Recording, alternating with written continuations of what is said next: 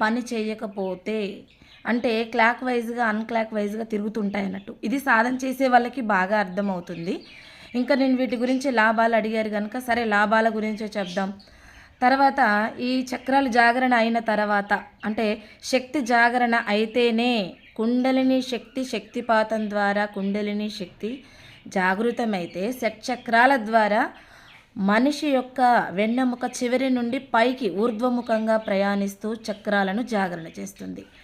At the same time ఏం చేస్తుంది, కర్మలు కూడా క్షయమవుతాయి. కర్మలు క్షయమైన కొద్ది ఏం జరుగుతుంది, మంచి జ్ఞానోదయం అవుతుంటుంది.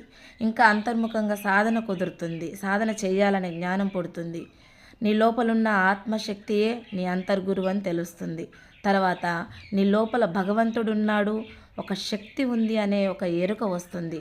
తర్వాత ఈ ఎరుకతో పాటు నీవే భగవంతుడివి అనే స్టేజ్కి వెళ్ళడం జరుగుతుంది అన్నట్టు.